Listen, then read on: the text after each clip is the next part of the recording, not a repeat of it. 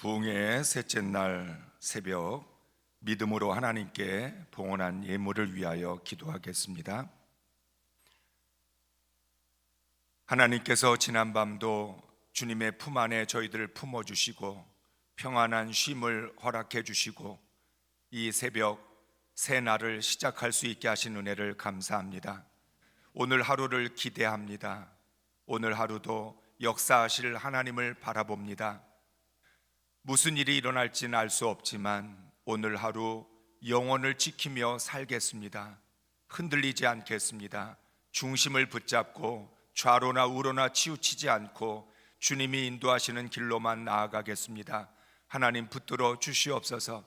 우리의 마음이 무너지지 않도록 눈에 보이는 것 때문에, 귀에 들리는 사람의 말 때문에 우리가 약해지지 않도록 우리의 심령을 굳건하게 붙잡아 주시옵소서.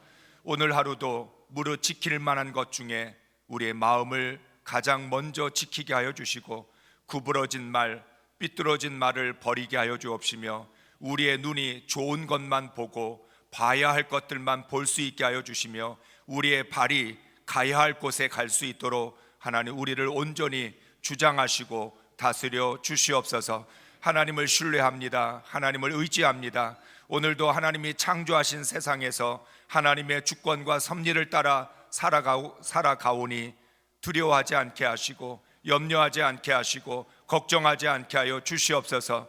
우리의 삶은 사나 죽으나 주의 것이오니 주님께 맡겨 싸우니 주님의 뜻대로 역사하여 주실 줄로 믿고 믿음으로 나아갈 수 있게 하여 주시옵소서. 오늘도 이 새벽 제단에 영혼을 깨우는 그런 마음으로 주님 앞에 나온 심령들이 있습니다. 우리의 영혼을 깨워주시고 오늘 하루를 살아갈 수 있는 영혼의 능력을 허락하여 주시옵소서. 오늘 하루를 살아갈 수 있는 삶의 지혜를 허락하여 주시옵소서. 오늘 하루를 살아갈 수 있는 담대한 믿음을 허락하여 주시옵소서. 이 시간에도 하나님께 귀한 믿음의 예물을 봉헌한 손길들이 있습니다. 한 사람 한 사람 하나님은 그 모든 처지와 형편을 아실 줄로 믿사오니 가장 좋은 것으로, 가장 선한 것으로, 가장 알맞은 것으로 역사하여 주시옵소서. 하나님께서 약속하신 그 모든 축복의 말씀들이 우리의 삶을 통해 이루어지게 하여 주시고 풍성한 열매로 맺어질 수 있도록 인도하여 주시옵소서. 특별히 우리 중에 믿음이 연약하여 힘들어하는 성도들이 있습니까? 강한 믿음을 허락하여 주시옵소서. 기도하지 못해서 답답하는 성도들이 있습니까? 기도의 문이 열리게 하여 주시옵소서. 믿음이 성장하지 않아서 괴로워하는 성도들이 있습니까? 믿음이 아름답게 자라갈 수 있도록 하나님 역사하여 주시옵소서. 오늘도 하나님 생명의 말씀, 은혜의 말씀, 진리의 말씀 가운데 역사하여 주시고 한 사람 한 사람 말씀으로 만나 주시고 말씀으로 대화를 나눌 수 있도록 하나님 인도하여 주시옵소서. 온전히 성령께서 주장하시는 귀한 시간이 될 줄로 믿고 예수 그리스도의 이름으로 간절히 기도합니다. 아멘. 오늘 우리에게 주시는 하나님의 말씀은 사사기 2장 1절부터 5절까지 말씀입니다. 다 함께 사사기 2장 1절부터 5절까지 말씀을 읽겠습니다. 여호와의 사자가 길갈에서부터 복임으로 올라와 말하되 내가 너희를 애굽에서 올라오게 하여 내가 너희의 조상들에게 맹세한 땅으로 들어가게 하였으며 또 내가 이르기를 내가 너희와 함께한 언약을 영원히 어기지 아니하리니 너희는 이 땅의 주민과 언약을 맺지 말며 그들의 제단을 헐라 하였거늘 너희가 내 목소리를 듣지 아니하였으니 어찌하여 그리하였느냐. 그러므로 내가 또 말하기를 내가 그들을 너희 앞에서 쫓아내지 아니하리니 그들이 너희 옆구리에 가시가 될 것이며 그들의 신들이 너희에게 올무가 되리라 하였노라. 여호와의 사자가 이스라엘 모든 자손에게 이 말씀을 이르매 백성이 소리 높여 운지라. 그러므로 그곳을 이름하여 복임이라 하고 그들이 거기서 여호와께 제사를 드렸더라. 아멘. 할렐루야. 지난밤도 주님의 품 안에서 편히 쉬신 줄로 믿습니다. 오늘 하루도 하나님께서 책임져 주실 줄로 믿습니다. 우리 옆에 있는 분들하고 함께 인사하면서 고백하겠습니다. 사랑합니다. 감사합니다. 축복합니다.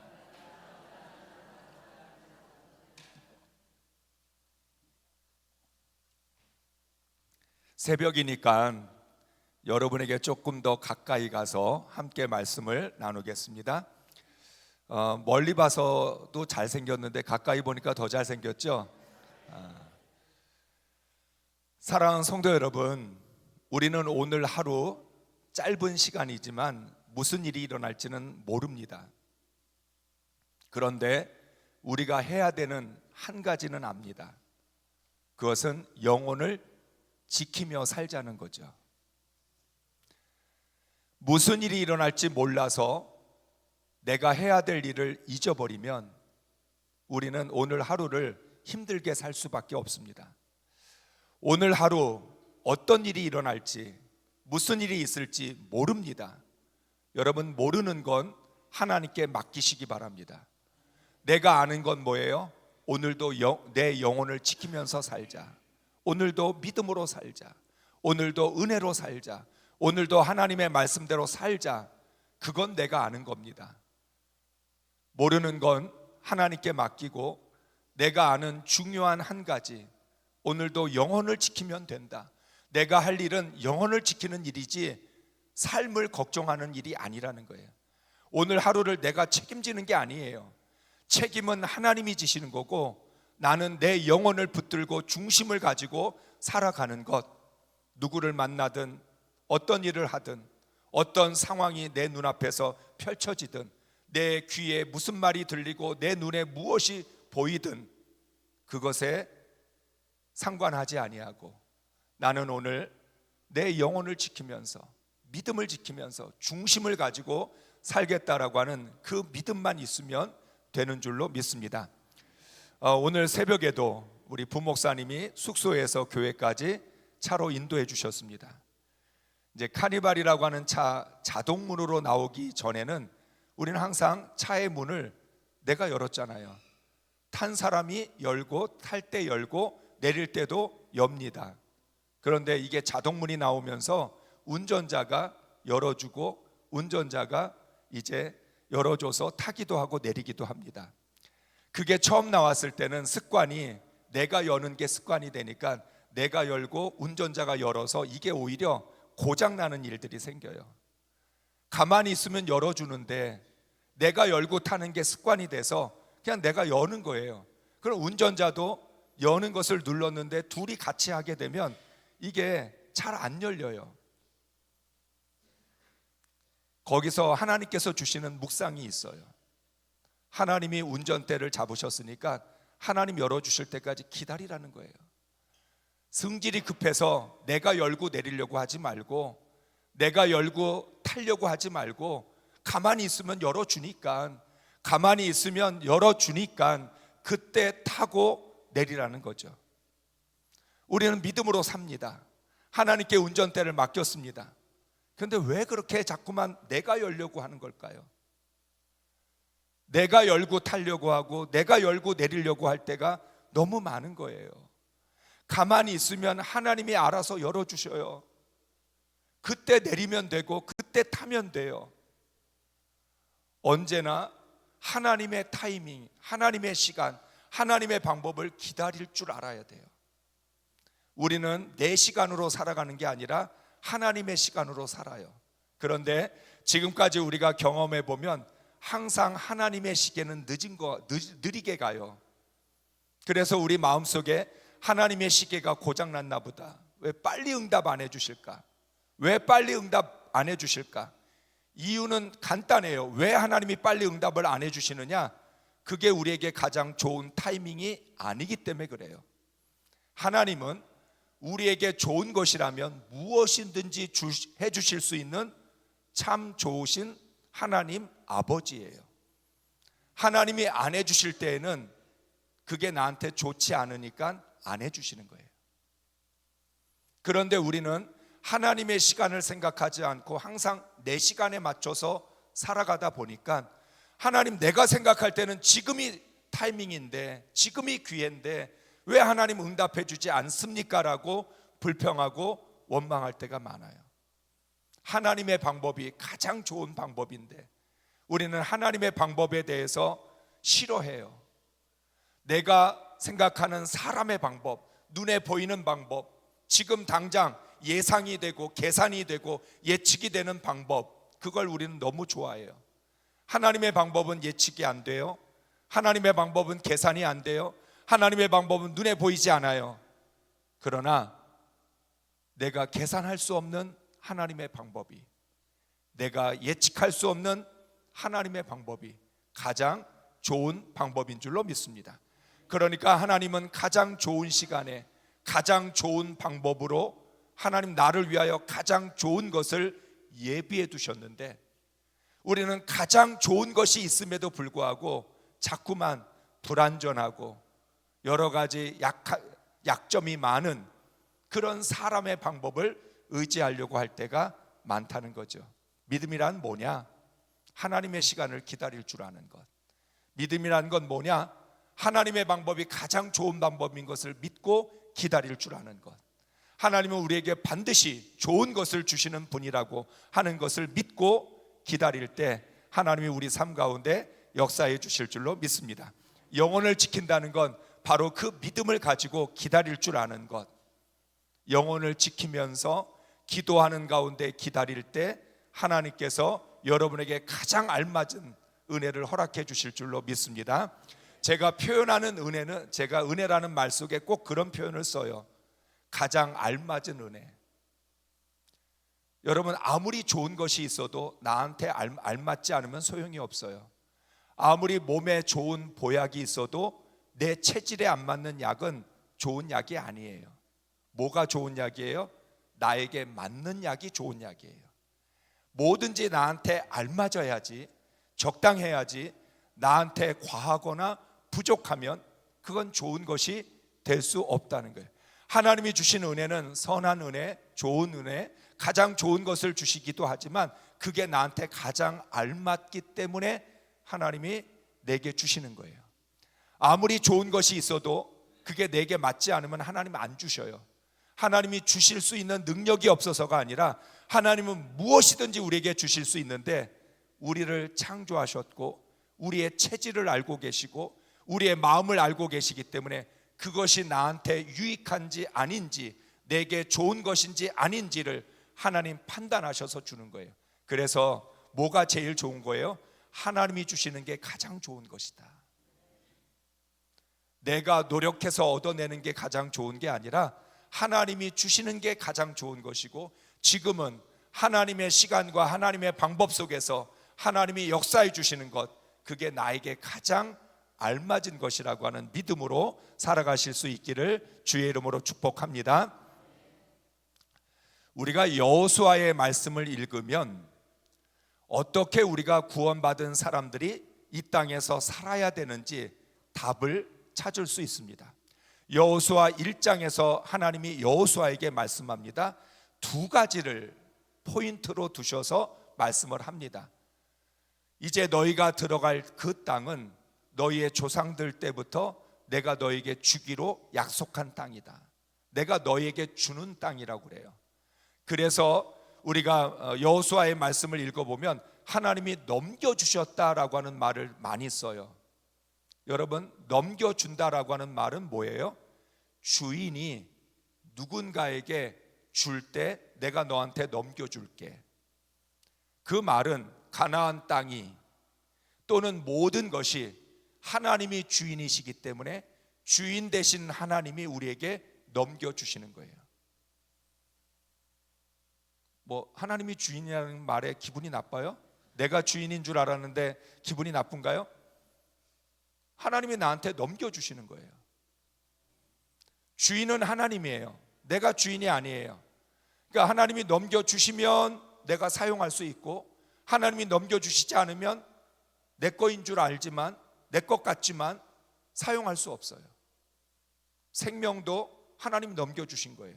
시간도 넘겨주신 거고, 물질도, 재능도 다 하나님께서 우리에게 넘겨주신 거예요. 그러니까 넘겨주셨다라고 하는 말씀 속에는 하나님이 주인이라고 하는 것이 분명히 드러나고 있고, 우리는 하나님이 주셔야만 받을 수 있다는 것을 분명히 말씀하고 있어요. 그러니까 이 땅은 내가 너에게 넘겨준 땅이다. 나중에 사사기에 가면 하나님이 이스라엘 백성을 또 이방 족속들에게 넘겨주시기도 해요. 하나님이 이 땅을 나에게 넘겨주셨는데 하나님은 다시 그 땅을 다른 사람에게 넘겨주시기도 해요. 그 말은 무슨 뜻이에요? 그 땅에서 살고 있다고 내가 주인이 아니라는 거예요. 내 인생을 내가 사는 것 같은데 내가 주인이 아니라는 거예요. 하나님이 넘겨주시면 언제든지 바뀔 수 있어요. 상황은 달라져요. 내 거인 줄 알았는데, 내 손에 들어와 있기 때문에 내 건 줄 알았는데 하나님이 이거 다른 사람에게 넘겨주시면 하루아침에 그건 내 것이 아니게 되는 거예요.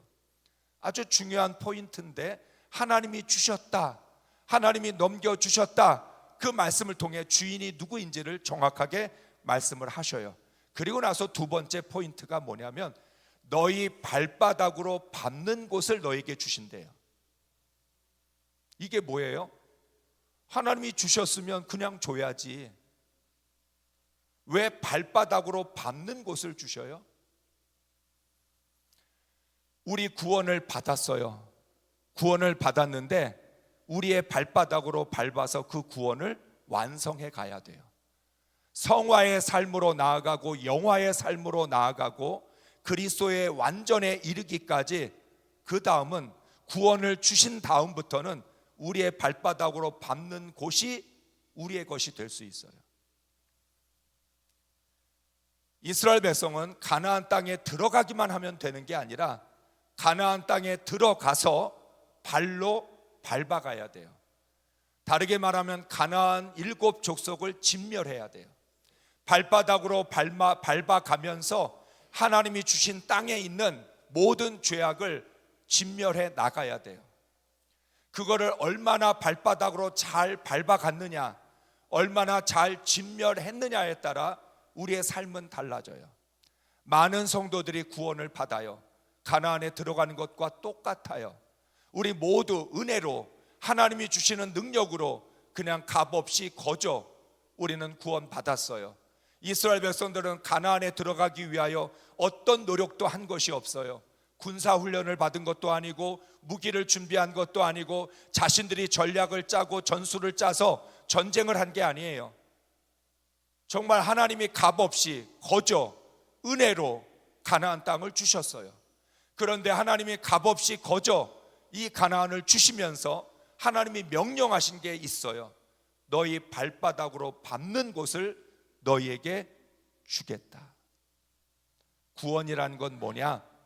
구원받은 그 믿음으로 하나님이 나를 구원해 주셨다, 모든 죄를 하나님께서 사하여 주셨다라고 하는 그 믿음 가지고 계속해서 내 안에 있는, 남아있는 가나안을 진멸해 가고 내 안에 있는 가나안을 정복해 가야 돼요. 하나님은 여호수아의 말씀을 통해서 눈에 보이는 내 앞에 있는 가나안을 정복하라고 하시는 게 아니라 내 안에 있는 가나안을 정복하라고 말씀하셔요. 여러분, 이스라엘 백성들이 가나안 땅을 차지하는 건 정복 전쟁이 아니에요. 이스라엘 백성들의 목적은 정복이 목적이 아니라 하나님의 나라를 세우는 게 목적이에요.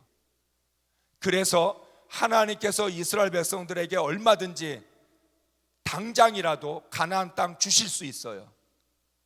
그런데 하나님 가나안 땅을 그냥 주지 않으셔요.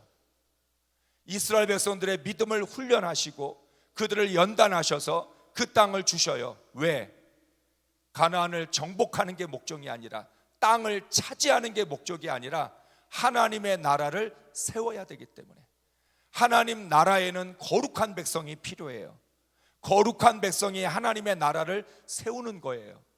그래서 하나님께서는 이스라엘 백성들에게 여호수아 1장에 출발 명령을 내리고 난 다음에 2장부터 5장까지 준비하는 시간을 거쳐요.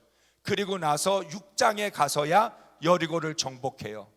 만약에 정복이 목적이라면 1장에서 사흘 안에 우리가 출발할 것이다. 여호수아가 진중에 다니면서 너희들은 사흘 안에 출발할 수 있는 준비를 해라 명령을 내리면 그 다음에 곧바로 6장에 여리고 정복하는 이야기가 나와야 돼요. 그런데 엉뚱하게 2장에 가면 라합의 믿음에 대한 이야기를 해요. 라합의 믿음을 말하는데, 라합의 믿음이라는 건 어떤 믿음이냐? 라합은 애굽의 10가지 재앙을 본 적이 없어요. 광야의 기적을 목격한 적이 없어요. 체험한 적이 없어요. 라합이라는 여인은 하나님이 행하신 놀라운 이적과 기사를 귀로만 들었는데 들은 것에 대해서 강하고 담대한 믿음을 갖고 있어요. 듣기만 했는데도 하늘 위에도 하나님 같은 분이 없고 땅에도 하나님 같은 분이 없고 상천하지에 하나님만이 참 하나님이시다, 하나님만이 유일하게 살아계신 분이라고 하는 믿음의 고백을 해요. 하나님이 왜 이스라엘 백성들에게 가나안을 정복하는 이야기를 하지 않고 라합의 믿음을 이야기하고 있을까요? 라합의 믿음은 한마디로 보지 않고도 믿는 믿음이에요. 보고 믿는 믿음이 아니라 보지 않아도 돼요. 믿음이 있는 사람은 듣기만 해도 돼요. 체험하지 않아도 돼요. 여러분, 우리가 왜 그렇게 신앙의 체험에 매달립니까? 믿음이 없으니까 자꾸 보여달라는 거예요.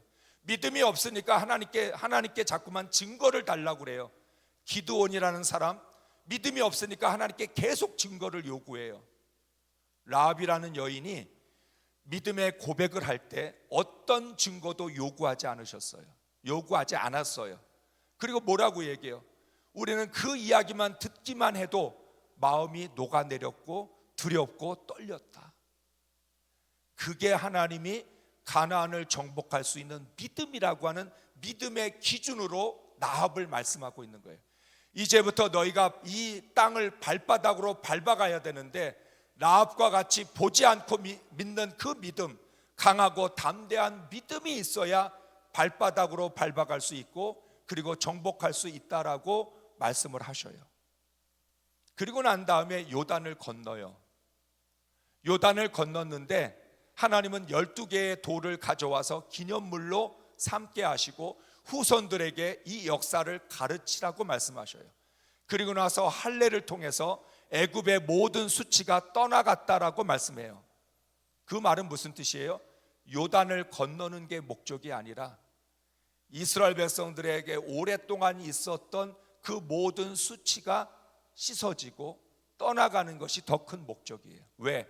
하나님 나라가 목적이니까. 그러니까 여러분, 우리는 계속 여호수아의 말씀을 읽으면서 무엇이 목적이고 무엇이 본질이냐, 가나안을 정복하는 게 목적이 아니라 하나님 나라를 세우는 게 목적이고, 요단을 건너는 게 목적이 아니라 하나님의 나라를 이루어가는 게 더 중요한 목적이에요. 여리고를 정복하는 게 문제가 아니라, 여리고성이 무너지는 게 중요한 게 아니라 내 안에 있는 불신앙과 불순종이 무너지는 게 더 중요해요. 그래서 여러분, 여리고성을 도는 방법을 이야기하면 7 제사장이 양각 나팔을 들고 나팔을 불고 언약궤를 세우고 선발대는 언약궤 앞에, 후발대는 언약궤 뒤에서 하루에 한 바퀴씩 6일 동안 돌고 마지막 7째 날은 7번 돌고 마지막 7번 돌 때 나팔을 불면, 큰 소리로 외치면 이 여리고성이 무너질 거래요. 세상에 이런 전쟁이 어디 있어요? 이러한 전쟁 방법이 어디에 있어요? 하나님은 지금 이스라엘 백성들에게 뭘 요구하시는 거예요? 전쟁을 요구하는 게 아니라 예배를 요구하는 거예요. 성막에서 드리는 예배가 아니라 여리고성에서 예배를 드리는 거예요.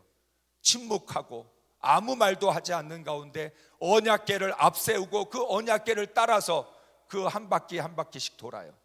여러분, 이스라엘 백성들이 그 성 주변을 돌면서, 이 성에 아침 일찍부터 일어나서 성을 돌았으니까 굉장히 거리가 먼 거예요. 성을 돌면서 무슨 생각했을까요? 처음에는 별의별 생각이 다 났을 거예요. 그리고 마음속에도 많은 불신과 회의가 일어났을 거예요. 무슨 이런 식으로 여리고성이 무너져? 한 바퀴 돌면서 아마 여리고성을 쳐다봤는데 벽에 금이 가지도 않아요. 6바퀴 6일 동안 돌았는데 금이 가기는커녕 무너질 징조도 보이지 않아요. 마지막 7째 날 7째 바퀴까지 돌 때까지 여리고성은 끄떡없어요. 여전히 견고한 성이고 바뀌는 게 하나도 없어요. 달라지는 게 하나도 없어요. 이스라엘 백성들 마음속에 정말 무너지는 거 맞아요? 이렇게 해서 무너질 수 있어요? 라고 하는 마음이 생겼을지도 몰라요. 그런데 말을 하지 못하게 했으니까 얼마나 답답해 죽을 것 같아요. 저는 성을 돌라는 말씀보다 말하지 말라는 게 참 어려웠을 것 같아요. 아니, 말을 해야지. 그래야 의심도 사라지고, 아니 전쟁을 하려면 말을 해서 서로 사기를 올려줘야지, 말을 안 하면 사기가 죽잖아요. 왜 하나님 이렇게 요구하셨을까요? 여리고성이 무너지는 건 쉬워요. 정복은 쉬워요. 승리는 쉬워요. 가나안을 차지하는 거 하나도 어렵지 않아요. 뭐가 어려워요? 믿음이 어렵고 순종이 어려워요. 오늘 우리들은 어떤 생각을 해요? 이 세상을 살아가는데 우리는 성공하기가 너무 힘들다고 얘기해요. 승리가 어렵다고 얘기해요. 그리고 우리는 믿음은 쉬운 줄 알아요. 순종이 쉬운 줄 알고 예배가 쉬운 줄 알아요. 정말 어려운 건 뭐가 어려워요? 믿음이 어렵고 순종이 어렵고 예배가 어려운 거예요. 하나님이 가나안을 주시려고 마음만 먹으시면 정말 하루아침에 가나안을 완전히 정복할 수 있어요. 그런데 하나님은 이스라엘 백성들이 발바닥으로 밟는 곳만 주시겠다고 말씀하시는 거예요. 그 말은 무슨 뜻이에요? 순종하는 만큼 땅을 차지할 것이다.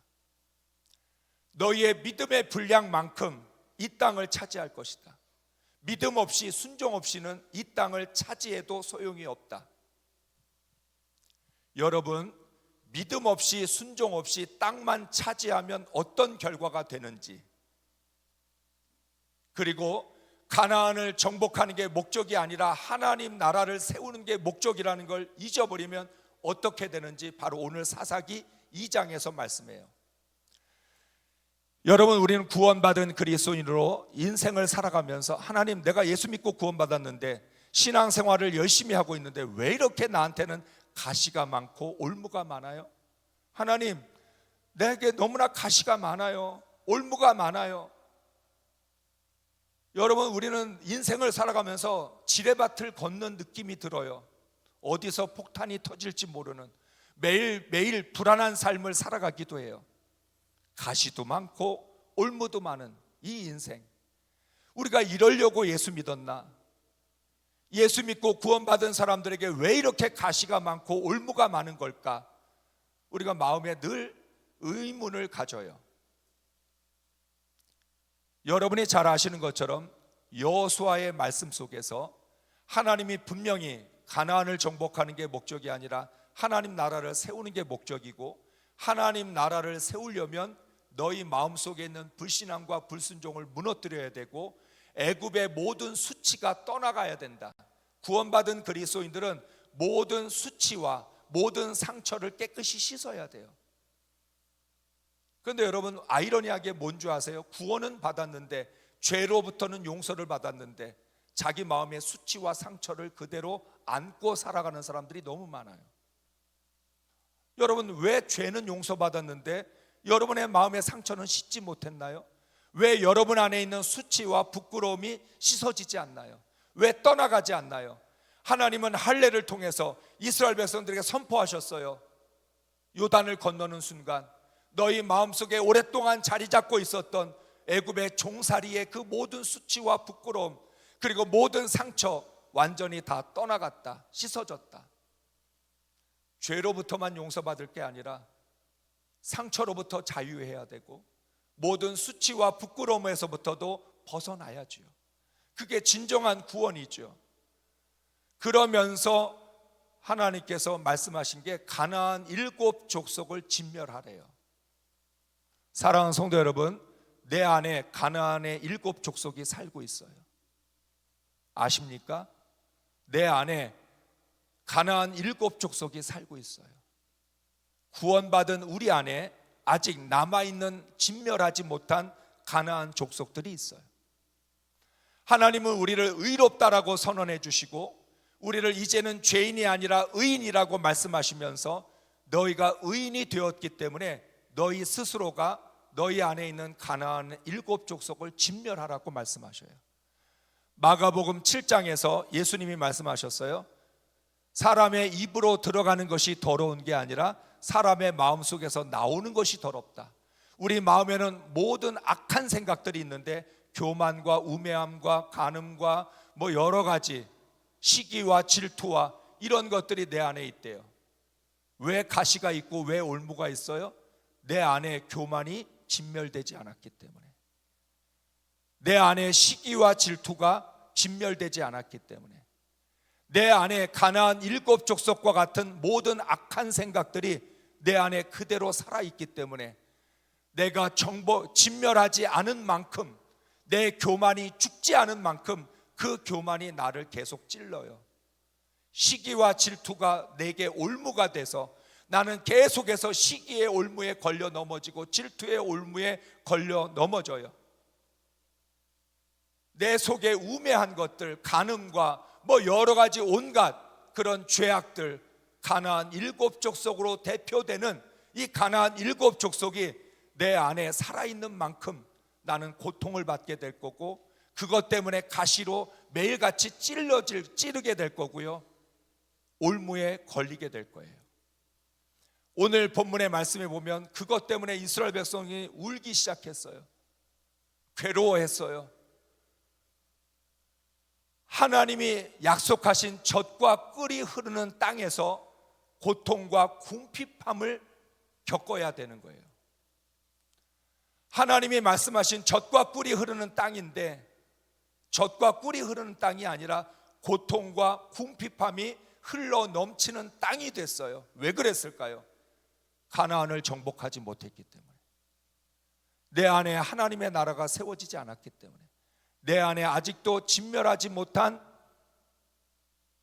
죄악들이, 악한 생각들이 그대로 남아있기 때문에 그게 나에게 가시가 되고 올무가 돼서 나를 괴롭게 하고 우리를 매일같이 울게 만드는, 나로 하여금 울면서 살게 하는 그런 인생이 되게 됐다는 거예요. 우리가 사사기 말씀을 읽어보면 기드온 시대에 어떻게 했어요? 하도 미디안과 아말렉이 괴롭혀서 사람들이 살 수가 없어요. 그래서 산에 올라가 동굴을 파고 살았어요. 여러분, 산에 올라가서 동굴 속에 숨어서 살려고 가나안에 들어갔나요?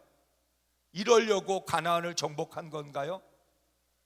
추수 때가 되면 미디안인 아말렉 동방 사람들이 올라와서 모든 추수한 것들, 수확한 것들을 다 가져가 버리니까 견딜 수가 없어서 궁핍함 때문에 기드온은 포도주 틀에서 밀을 타작할 수밖에 없었어요. 그 시대를 한마디로 이렇게 이야기해요. 사람들이 대로로 다니지 못하고 오솔길로만 다닌다. 사람의 흔적이 없는 길로만 다닌다. 이러려고 가나안을 정복했나요? 이러려고 구원을 받았나요? 사사시대에 이스라엘 백성이 큰 길로 다니지를 못해요. 뒷길로만, 사람들이 다니는 흔적이 없는 그런 숲길로만 몰래 다녀야 되는 삶이 됐어요. 이렇게 살 거면 차라리 광야에 있는 게 속편하지. 이러려고 가나안을 정복했냔 말이에요. 다시 말하면 내 안에 있는 가나안을 정복하지 못하면 눈에 보이는 가나안을 정복해도 소용이 없다는 거예요. 우리가 경험하는 일들이죠. 성공합니다. 성공한다고 인생이 달라지나요? 아니에요. 조금 물질적으로는 풍요롭고 내가 선택할 수 있는 범위는 넓어졌지만 내 안에 가나안을 정복하지 못하는 한 나는 계속 가시와 올무 가운데 살아야 될 거예요. 승리를 하셨나요? 많은 것들을 내가 얻었나요? 내가 원하는 대로 무엇이든지 다 이루어졌나요? 내가 원하는 모든 것을 다 가지고도 내 안에 가나안을 정복하지 못하면, 내 안에 있는 모든 악한 생각을 진멸하지 못하면 그 악한 생각이 진멸하지 못한 만큼, 남아있는 만큼 계속 나를 아프게 만들 거예요. 이스라엘 백성들이 가나안 땅에 들어간 이유가 울면서 살려고 들어갔어요? 그건 아니잖아요. 울려고, 눈물로 살려고 들어간 게 아닌데 왜 그렇게 됐느냐? 결국 우리 안에 하나님의 나라가 이루어지지 않으면, 하나님 나라가 이루어지지 않은 만큼 우리는 고통을 당할 수밖에 없고, 내 안에 있는 죄악과 정욕을 진멸하지 못하면 그 죄악과 정욕이 남아있는 만큼 가시가 되고 올무가 될 수밖에 없는 거예요. 하나님은 얼마든지 내가 너에게 승리를 줄 수 있다. 얼마든지 내가 너희를 성공하게 할 수 있다. 승리와 성공은 어려운 게 아니야. 쉬운 거야. 정말 어려운 건 내 속에 있는 가나안을 정복하는 것, 내 속에 있는 죄악과 정욕을 진멸하는 게 너무 어려운 일이야. 순종이 어려워. 믿는 것이 어려워. 그게 어렵기 때문에 하나님께서는 속도를 늦추셔서 여호수아 1장부터 1장에서 6장으로 곧바로 넘어가는 게 아니라 2장부터 5장까지 계속 속도를 늦추셨어요. 이게 준비되지 않으면 가나안에 들어가도 달라질 게 없으니까. 영적인 준비가 되어 있지 않으면, 중심이 바로 서 있지 않으면 여리고성이 무너져도 고통받는 삶을 살게 될 것이니까. 그래서 하나님께서 아주 더디게 느리게 진행을 한 거예요. 이스라엘 백성들 마음속에 요단을 건너면 이제 곧바로 여리고 정복할 줄 알았는데 뭐 그렇게 하나님이 하라고 하는 일이 많아요. 12개의 돌을 가져와라, 할례를 받아라. 그리고 여리고성을 정복하는 것도 싸우는 게 아니라 성을 돌아라, 언약궤, 무기를 드는 게 아니라 언약궤를 들고 돌아라. 왜 그랬을까요? 정복이 목적이라면 무기를 들고 싸워야 돼요. 하나님 나라를 세우는 게 목적이라면 하나님을 예배해야 돼요. 목적이 무엇이냐에 따라 방법이 달라져요. 본질이 무엇이냐에 따라, 본질에 따라 우리가 뭘 해야 될지가 결정되는 거예요.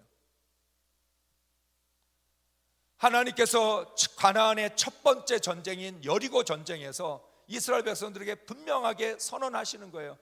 이건 전쟁이 아니야. 너희에게 목적은 땅을 차지하는 게 아니라 하나님의 나라를 세우는 거야.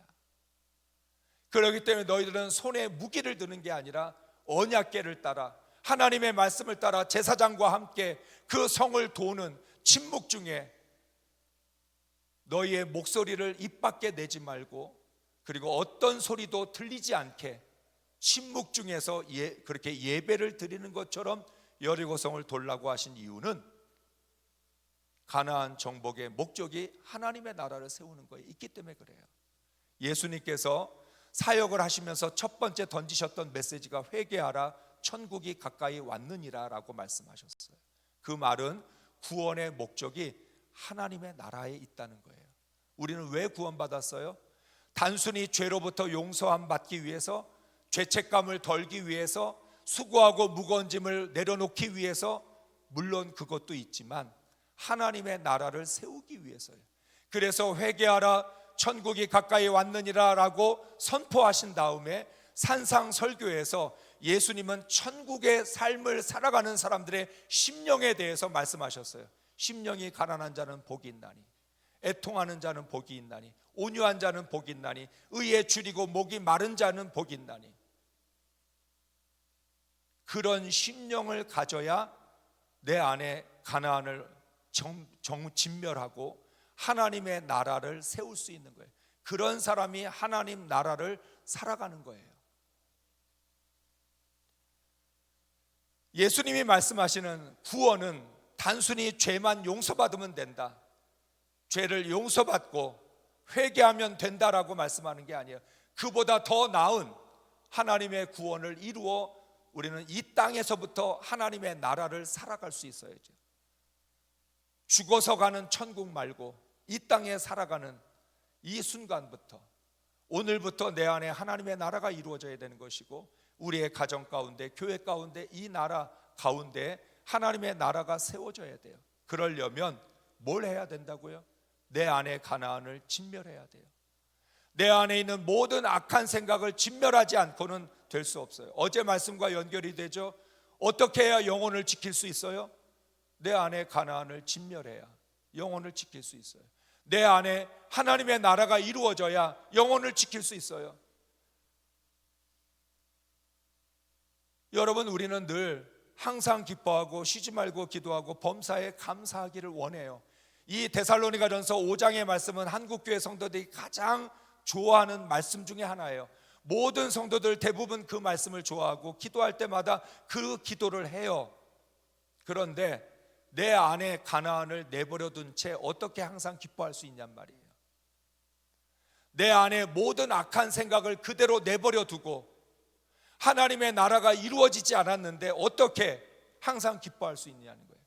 항상 기뻐하고 쉬지 말고 기도하고 범사에 감사하라는 말은 바꿔 이야기하면 하나님의 나라가 이루어졌기 때문에 항상 기뻐할 수 있고 쉬지 말고 기도할 수 있고 범사에 감사할 수 있는 건데, 우리는 하나님의 나라를 이루지 않은 상태에서 항상 기뻐하기를 원해요.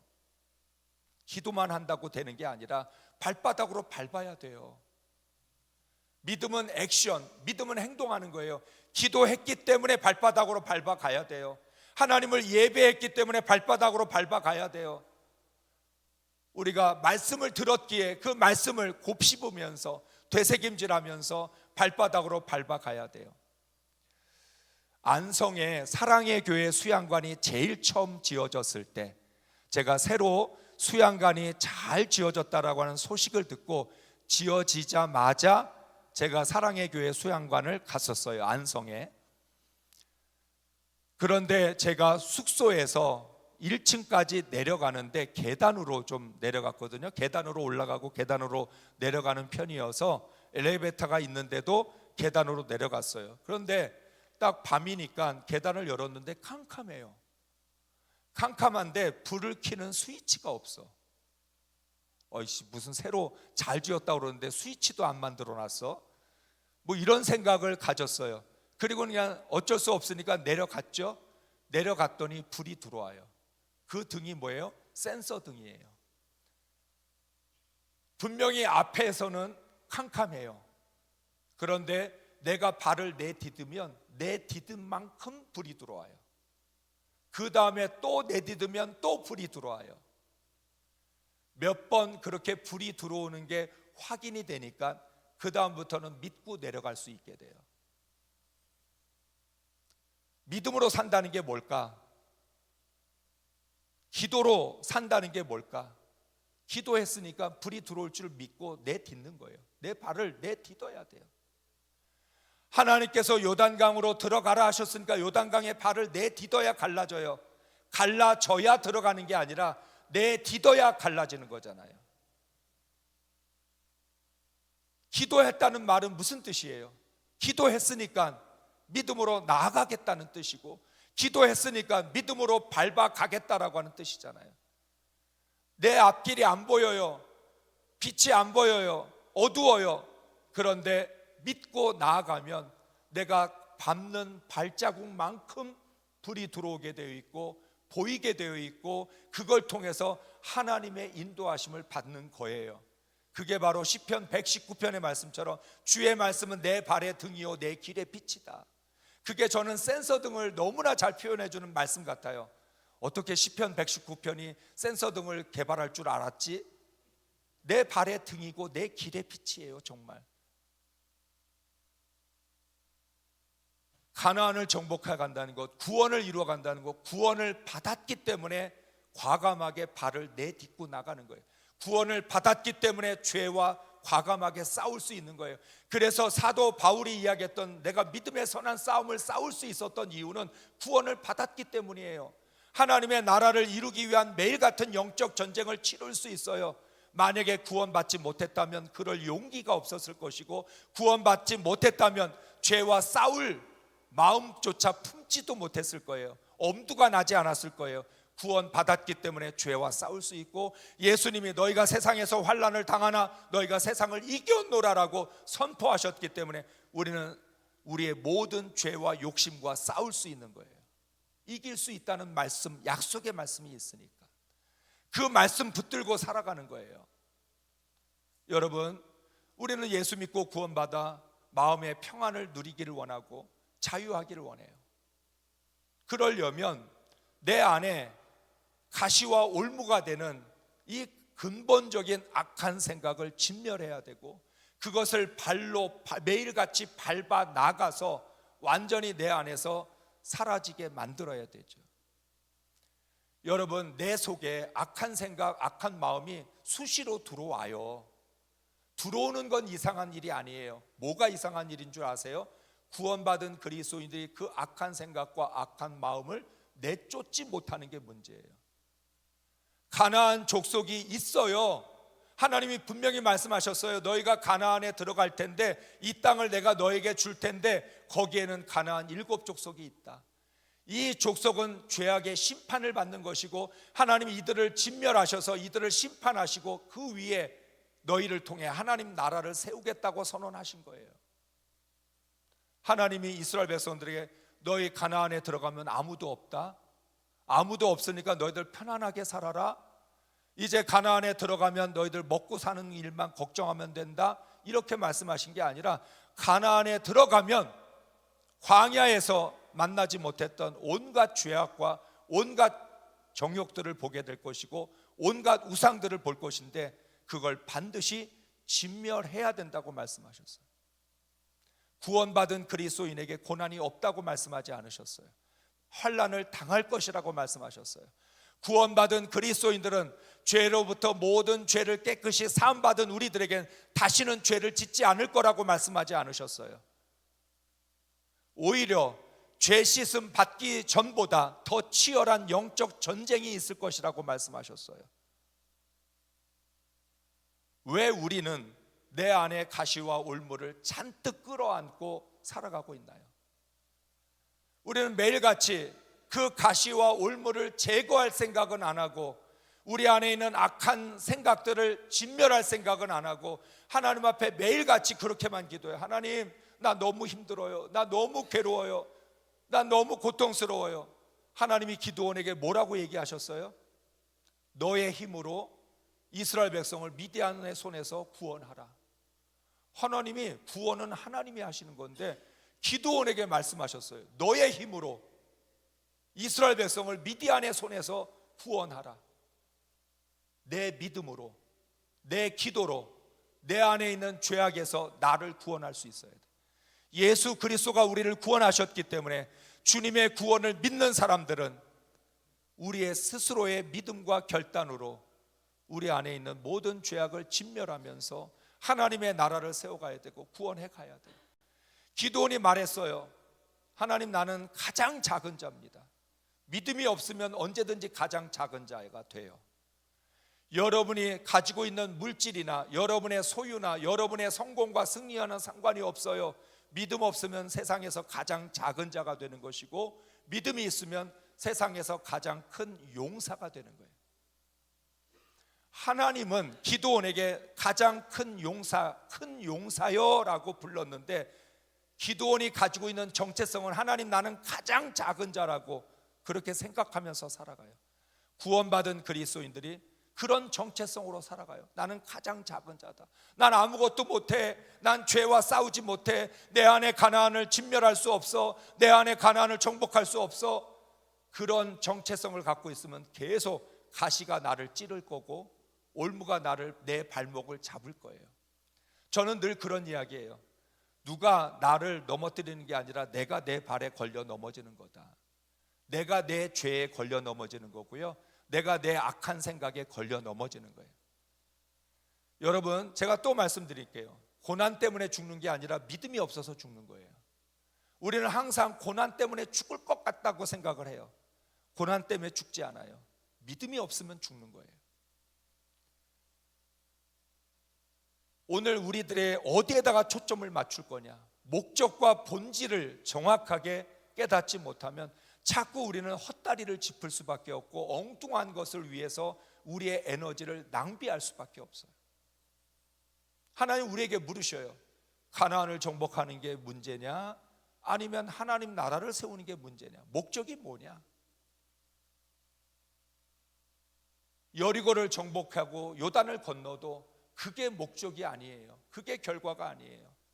하나님 나라를 세우는 것, 그래서 하나님 나라를 세울 거룩한 백성이 되는 것, 그것이 우리의 목적이고 우리가 최종적인 결과, 우리가 원하는 결과지 성공과 소유, 이 땅에서 승리하고 패배하는 것, 이건 모두 그냥 지나가는 하나의 과정일 뿐이에요. 사랑하는 성도 여러분, 오늘도 하나님 나라 세우는 게 목적이라는 걸 기억하고 살아가시기 바랍니다. 여러분 발로 밟으세요. 여러분의 힘으로 구원하세요. 여러분 스스로 여러분의 죄악과 정욕을 진멸하시고 그 싸움에서 여러분 이기실 수 있도록 하나님 도와주시니까 하나님 믿고 담대하게 나아가세요.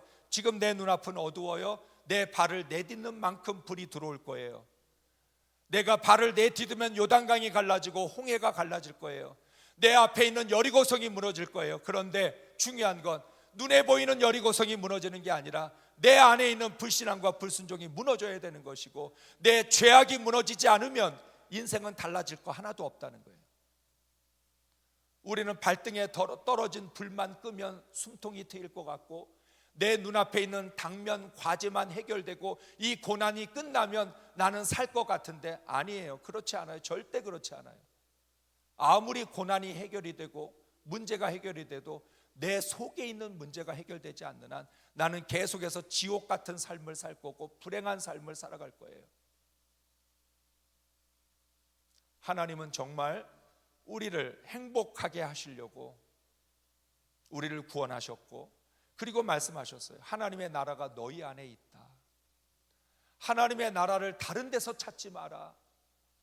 세상이 우리를 행복하게 해주는 게 아니라 내 속에 있는 하나님의 나라가 나를 행복하게 하고 기쁘게 하는 거지. 행복을 왜 자꾸만 다른 데서 찾느냐라고 말씀하셔요. 행복은 우리 집에 있고, 행복은 우리 교회 안에 있고, 행복은 이 나라 안에 있는 거죠. 왜? 하나님의 나라가 이루어지는 그 어디나 하늘나라, 초막이나 궁궐이나 주님 계시고 주님 함께 하시고 주님 뜻이 이루어지면 그곳이 바로 하늘나라가 된다라고 말씀하셨죠. 그걸 위해서 우리를 구원하셨고, 그걸 위해 예수가 십자가에서 죽으셨어요. 죽기까지 피 흘리셔서 우리의 모든 죄를 사하여 주신 것, 사사시대처럼 이렇게 살아가라고 우리를 위해 죽으신 게 아니잖아요. 우리가 여호수아와 사사기의 말씀을 동시에 읽으면 현재와 내일을 한꺼번에 볼 수 있어요. 지금 요단을 건너고 있는데, 여리고를 정복하고 있는데 사사기 말씀 읽어보면 그 결과가 어떻게 펼쳐질지, 하나님이 말씀하시는 중요한 것을 생략하고 건너뛰면 어떻게 되는지, 하나님이 우리를 연단하시는 과정은 건너뛸 수 없어요. 반드시 통과해야 돼요. 그래야 하나님 나라가 세워지기 때문에 오늘도 하나님의 나라를 위하여 열심히 발로 밟아가시기를 바라고, 하나님 나라를 세워갈 때 하나님 나라 세우는 만큼 여러분 안에 가시와 올무가 사라질 줄로 믿습니다. 여러분이 오늘도 이 약속의 말씀 이미 우리에게 주셨다, 이미 우리를 의롭다라고 인정해 주셨던 그 말씀 가지고 오늘도 액션, 행동하는 신앙으로 살아가시기 바랍니다. 예수 믿는 사람은 뒷짐지는 사람이 아니에요. 예수 믿는 사람은 구경하는 사람이 아니에요. 예수 믿는 사람은 바라만 보는 사람이 아니에요. 예수 믿는 사람은 뛰어드는 사람이고 움직이는 사람이고 과감하게 강하고 담대하게 나아가는 사람인 줄로 믿습니다. 오늘도 그 믿음으로 승리할 수 있기를 주의 이름으로 축복합니다. 축복합니다. 우리 다 함께 오늘 말씀 붙들고 우리의 신앙을 위해서, 하나님 내 안에 얼마나 하나님의 나라가 이루어졌습니까? 내 안에 가나안을 정복했는지, 내 안에 가나안이 진멸되었는지, 내가 어떠한 신앙의 삶을 살아가고 있는지 우리 자신들을 돌아보면서 주여 한번 부르고 간절히 기도하겠습니다. 주여! 오 아버지 하나님, 오늘도 하나님 주신 말씀 붙들고 기도합니다. 우리의 영혼을 돌아봅니다. 내가 어떠한 신앙으로 살아가고 있는지, 내가 어떤 믿음으로 살아가고 있는지를 돌아봅니다. 하나님 말씀을 듣기만 하고 있지 않습니까? 기도만 하고 있지 않습니까? 우리 안에 예배만 드리고 끝나지 않습니까? 뒷짐지고 살아가고 있지는 않습니까? 우리 구경하고 있지 않습니까? 바라만 보고 있지 않습니까? 내 발로 밟아가야 되고, 우리 움직여야 되고, 우리 내 발을 내딛어야 되는데, 우리는 가만히 앉아서 하나님의 역사만을 기다리고 있지는 않습니까? 오 주여 하나님 함께하여 주시옵소서. 이미 구원은 시작되었습니다. 우리 하나님, 우리는 구원받은 그리스도인으로 살아갑니다. 우리 당연히 우리는 우리 안에 있는 모든 악한 생각을 진멸하고, 우리 내 안에 있는 가나안부터 우리 정복해야 될 줄로 믿습니다. 내 눈에 보이는 여리고성이 무너지는 것보다 먼저 내 속에 있는 불신앙과 불순종이 무너질 수 있게 하여 주시고, 우리 안에 있는 모든 악한 것들이 깨끗이 우리 제거되어질 수 있도록 하나님 도와주시옵소서. 아버지 하나님 주신 말씀으로 아버지 우리가 깨닫게 하여 주시고 내가 무엇을 해야 되는지 목적과 본질에 맞게 아버지 선택하고 결정할 수 있도록 하나님 인도하여 주시옵소서. 믿음이 없어서 가장 작은 자로 살아가는 것이 아니라 언제나 강하고 담대한 믿음으로 큰 용사로 살아갈 수 있도록 하나님 인도하여 주시옵소서. 가시와 올무를 제거하게 하여 주시옵소서. 더 이상 가시에 찔리지 않게 하여 주시고 올무에 걸리지 않게 하여 주시옵소서. 울면서 신앙생활하는 것이 아니라 기뻐하고 감사하면서 행복하게 신앙생활할 수 있도록 인도하여 주시옵소서. 눈에 보이는 것에 사로잡히고 얽매이지 않게 하여 주시옵소서.